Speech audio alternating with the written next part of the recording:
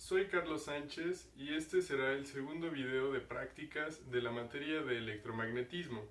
En esta práctica trataremos el tema de la capacitancia y trabajaremos con capacitores, tanto en serie como en paralelo. Primero tenemos que entender qué es un capacitor. Y un capacitor es un arreglo formado por dos cuerpos que en adelante llamaremos placas, cada uno con cargas opuestas. Esto es, independientemente de su geometría, tendremos dichas placas separadas por cierta distancia. Ahora, como cada placa necesita tener cargas opuestas, específicamente cargas opuestas, para lograr esta configuración, la manera más fácil es conectar cada carga a un polo de una batería y garantizar que una tenga la carga opuesta de la otra. Ahora, esto no quiere decir que la carga sea el doble de la que tiene cada placa. Por el contrario, la carga total de un capacitor va a ser igual a cero. Ahora, hablando ya sobre los arreglos, tenemos capacitores tanto en serie como en paralelo, como se mencionaba hace un momento. Para los capacitores en serie, será evidente que la carga de estos va a ser constante en cada capacitor. En cambio, lo que tendremos será una caída de tensión, por lo que el voltaje total será igual a la suma de los voltajes parciales. Y la capacitancia se calculará como la capacitancia o la suma de las capacitancias, cada una elevada a la menos 1, y el resultado será la capacitancia equivalente elevada también a la menos 1. Para arreglos en paralelo, ahora podemos notar que lo que se mantendrá constante va a ser el voltaje, pues en paralelo digamos que todos conservan una conexión directa con la batería o con la fuente de poder, por lo que existirá en este caso será una diferencia o una caída en la carga en cada capacitor. Entonces, mientras que en los capacitores en serie manteníamos cargas constantes y caída de tensión, en este caso mantendremos voltajes constantes y cargas distintas. Esta es la breve introducción previa a realizar el experimento. Como aclaración, desafortunadamente no logré conseguir los materiales para realizar la práctica de forma física. Sin embargo, eso no es impedimento para hacer una práctica suficientemente competitiva y que se pueda verificar, donde podamos constatar todo lo que la teoría nos dice. Entonces, realizaré todo con simulaciones empleando Tinkercad. Para presentar la práctica, nos basaremos en los cálculos teóricos tal como se pide. Entonces, tanto para el arreglo en serie como en paralelo, emplearemos tres capacitores, uno de 2 microfaradios, otro de 6 microfaradios y otro de 8 microfaradios. Entonces, la primera parte será realizar el arreglo en serie y los cálculos correspondientes a este. El que tenemos de este lado es el correspondiente diagrama al arreglo en serie. Ahora, como se mencionó al inicio, para calcular la capacitancia de un arreglo en serie, se calcula empleando las capacitancias elevadas a la menos 1.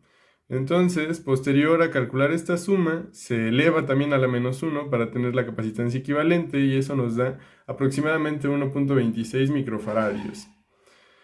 Derivado de la ecuación original de la capacitancia, que es capacitancia igual a carga sobre voltaje, podemos despejar y obtener la carga total. Como esta carga total se había mencionado que se conserva, es la que podemos emplear para cualquiera de los capacitores. Entonces, esta carga total va a ser igual a la capacitancia equivalente multiplicada por el voltaje de la batería. Y esto nos va a dar igual a 1.134 por 10 a la menos 5 coulombs. Esto también es igual a 11.34 microcoulombs. Ahora, para los potenciales, sí se tendrá que calcular independientemente. Entonces, como se decía, en los potenciales, en todos se va a emplear la misma carga, pues se va a conservar. Y entonces solamente tenemos que nuevamente despejar de la ecuación original de la capacitancia. Ahora vamos a tener que el voltaje va a ser igual a la carga sobre la capacitancia de cada uno de los capacitores o condensadores. Entonces, se designarán con subíndices 2, 6 y 8, refiriéndonos con esto a que este va a ser para el capacitor de 2 microfaradios, de 6 microfaradios y de 8 microfaradios respectivamente. Entonces, haciendo los cálculos, para el capacitor de 2 microfaradios vamos a tener un voltaje de 5.67 volts, para el de 6 microfaradios un voltaje de 1.89 volts y para el de 8 faradios un voltaje de 1.41 volts. Y el voltaje total pues va a ser la suma de estos y nos tiene que dar un aproximado de 9 volts, que es lo que estamos suministrando con la batería. Ahora, para realizar esto, mostraré la simulación en Tinkercad.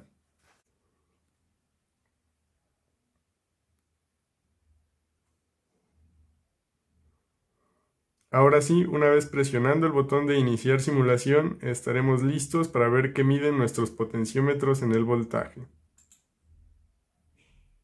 Y pues como lo vemos, es un aproximado bastante válido a lo que teníamos. Pues podemos volver. Cabe resaltar, aquí tenemos los cálculos teóricos y aquí tenemos nuestros resultados obtenidos con la medición. Entonces podemos ver que el de la izquierda sí, el condensador que está hasta la izquierda es el de 8 microfaradios, el del medio es el de 6 microfaradios y el que está hasta la derecha es el de 2 microfaradios. Y pues como era de esperarse, el voltaje total va a ser de 9 voltios.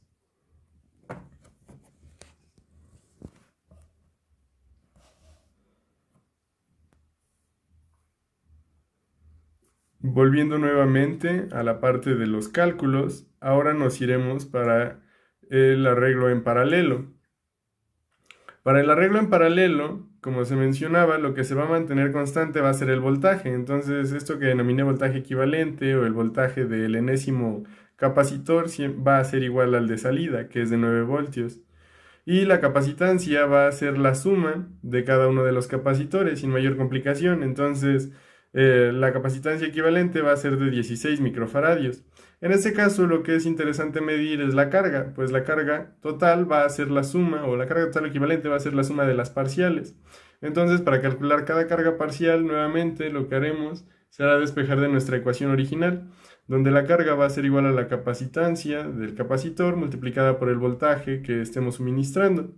Y al hacer estas multiplicaciones, tanto para el de 2 microfaradios, 6 microfaradios y 8 microfaradios, obtenemos resultados que para la carga para el de 2 microfaradios va a ser de 1.8 por 10 a la menos 5 coulombs, para el de 6 microfaradios va a ser 5.4 por 10 a la menos 5 coulombs, y para el de 8 microfaradios va a ser de 7.2 por 10 a la menos 5 coulombs. En cada una de estas podríamos sustituir el por 10 a la menos 5, poniendo por ejemplo en el primero 18 microcoulombs y va a ser completamente igual. Ahora la carga total va a ser igual a la suma de las parciales y nos va a dar 1.44 por 10 a la menos 4 coulombs, que también podríamos traducir a microcoulombs, pero en este caso es completamente lo mismo. Y pues sin más que mostrar en la base teórica, pasaremos al tema de la simulación. En este caso, Tinkercad lo más interesante que nos puede enseñar nuevamente es el voltaje. Entonces lo interesante aquí será constatar que los voltajes sean constantes.